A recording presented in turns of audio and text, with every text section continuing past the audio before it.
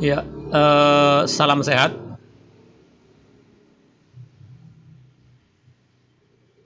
Kita akan bahas ya rebalancing Movies September 2025, video yang ketiga, yaitu kuartal 3 ya, semester 2, sebagai tinjauan review dari saham-saham yang masuk ke rebalancing indeks.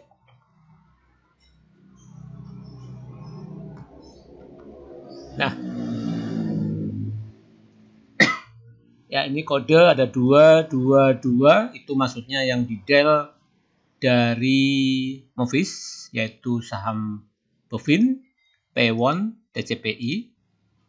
Ini memang penghuni valuasi atau bobot paling bawah di indeks Movies. Sedangkan CDIA ini sebetulnya sudah menduga, tapi tidak kali ini masuk indeks Movies ya. Itu telah saya sebutkan di video sebelumnya. Bahkan saya tidak membelinya karena saya belum percaya bahwa besok Senin ya CDIA dan koin masuk ke hari implementasi ya.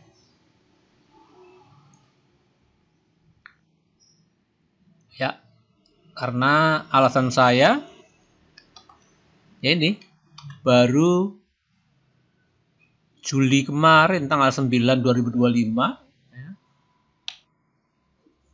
Kebetulan sama ya, sama-sama tanggal IPO-nya dan sama-sama masuk berbarengan di indeks Movies. Dengan kenaikan yang tertinggi pula, yaitu selama kurang lebih Juli, Agustus, September. Juli, Agustus, September ya. Dua bulan barangnya, dua bulan ya, Juli, Agustus, September. Kayak nggak percaya gitu ya. Baru 2 bulan, kalau naiknya sih malah terutama punya Papa PP ini ya udah diduga sih naiknya akan tinggi ya. Tapi kan kita dapat sahamnya kan nggak mudah. Paling saya dari medsos, bukan dari grup WA yang saya punya ya, rata-rata baru punya ya dapatnya 10 lot ya.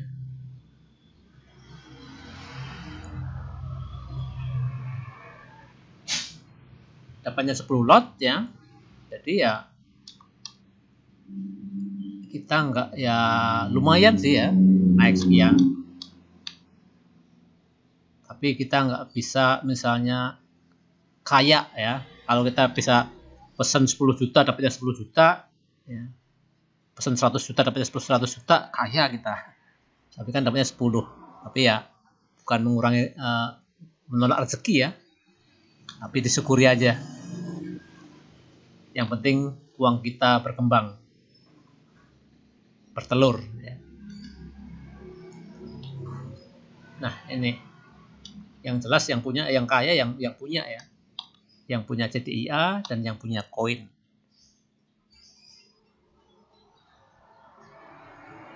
Nah, ini sempat kaget-kaget baru 2 bulan udah masuk Movies, dan ini biasanya langsung masuk indeks berikutnya walaupun tidak langsung ya. Nah, itu dengan market cap 172 triliun untuk CDIA, sedangkan untuk koin ini 300 triliun ya. Mau nyebut triliun kok agak gimana gitu. Uang gede bener itu maksudnya. Kemudian untuk ini rata-rata valuasi. Nah, ini memang saya buat untuk yang 90 hari ya ini ya. Ini belum 90 hari, jadi hasilnya NA ya. Nah, kita patokannya yang untuk yang koin dan CDIA patokannya ya ini aja lah gampangannya, valuasi hari terakhir yaitu 87 miliar dengan dan 158 miliar. Itu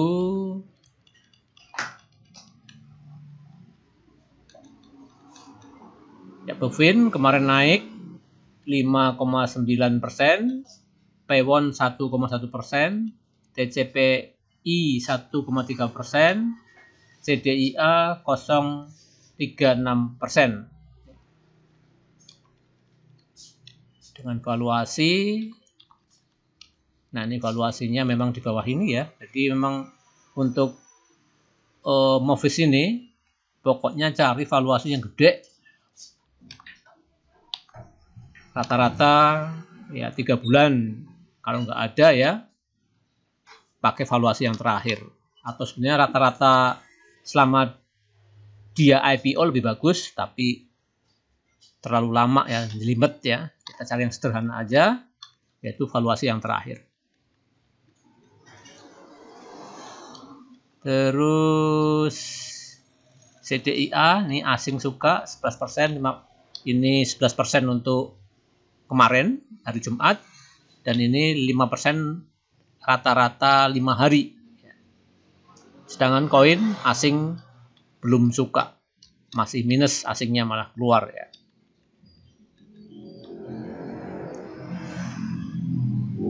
Nah ini CDIA dan koin ini betul-betul bayi baru lahir, belum masuk ke IDX 80, belum masuk golongan small medium cap composite, dia masih betul-betul nol, baru lahir.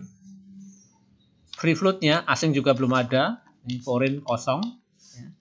Bovin ini ternyata asingnya kuat banget, yaitu 78%, P1 21%, TCPI 8%, CDIA dan koin kosong, masih murni lokal ya. Free floatnya 10% untuk CDIA, koin 15%. Nah itu ya.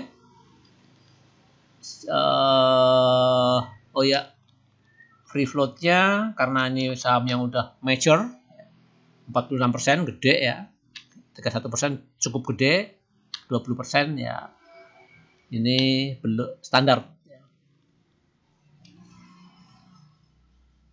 Nah, terus valuasinya kenapa Bovin ini didepak dari Movis ya, ini valuasinya cuma 9 miliar ya, dibanding lainnya jauh. P1 valuasinya lumayan ya, tapi jelas kalah sama ini CDIA dan koin, valuasinya lebih dari 50, bahkan lebih dari 80 miliar ya, terutama valuasi yang terakhir kemarin ya. P1 ya, Bovin ini jelas sama sekali nggak masuk ya, cuma 9 miliar untuk internasional ini ya. Movis walaupun bukan nggak semantap MSCI, Movis, FTSE maupun IHSG, tapi ini jelas go internasional ya. P1 ya mungkin kalah dengan yang lainnya ya. TCPI ini ya mungkin market cap-nya 29 triliun, sama main TCPI ini volume rata ya. Nah ya, itu kita ke chart. Sebentar ya.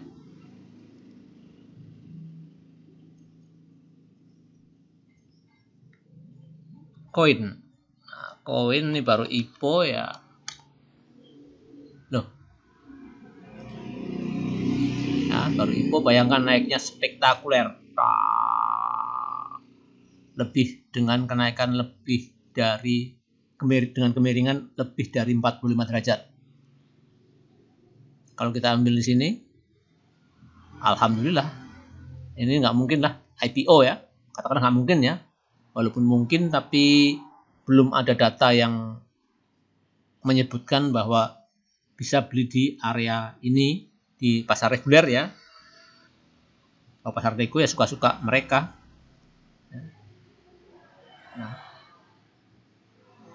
jadi kenaikan spektakuler. Nah, paling kita bisa masuknya di sini. Setelah ada candlenya, bodinya udah ada apa? Candlenya punya body, kita bisa masuk. Nah, lumayan sih. 800 masih dapat ya 100% ya. Tapi kan nggak mungkin 2000% ya. Nih 2000%. Ya nggak mungkin. Ini memang kasus khusus ya koin ini. Jadi kenaikan yang paling spektakuler saham yang baru IPO, bahkan mengalahkan saham punya Papa PP yaitu CDIA yang sama-sama masuk ke Movis. Itu ya. Terus kita lihat CDIA. CDIA, nah ini susah mas, dapatnya malah dapat nyangkut. Yang misalnya kita nggak dapat. Nah mungkin kita dapat di sini karena ini bikin buntut kan. Itu pun nyangkut kita kalau dapat di sini. Minimal ya kita beli di close-nya sama ya. Tapi mission impossible ya. Kita dapat yang terendah. Ya bukan nggak mungkin ya, tapi ya tadi masuk difficult mission impossible. Nah paling kita dapat ya di sini setelah ada body ini ya. Tapi kita jelas minus, jelas minus. Ya. Nah ini bolehlah masuk di sini sebagai spekulasi ya, karena udah tertahan. Dia mencoba berbalik arah, ada good news walaupun nggak sekuat good news MSCI, tapi ya untuk riset ya, untuk fund manager itu perlu, karena ya memang fund manager harus mempelajari rebalancing yang ada di dunia ya, karena fund manager gede banget ya. Nah ini udah tertahan ya, bisa masuk. Yang tentunya ya bagi penggemar-penggemar MSCI atau musiman ya. Nah itu CDIA. Kita lihat yang lain. Bovin. Oh. Kok Bovin. Nah ini chartnya ya detail ya, kita abaikan. Bovin chartnya seperti ini ya, downtrend. Wajar aja dia keluar dari Movis. P1. Kok dia langsung ke anu ya, P1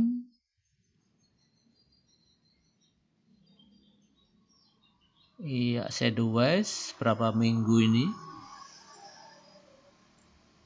kemudian TCPI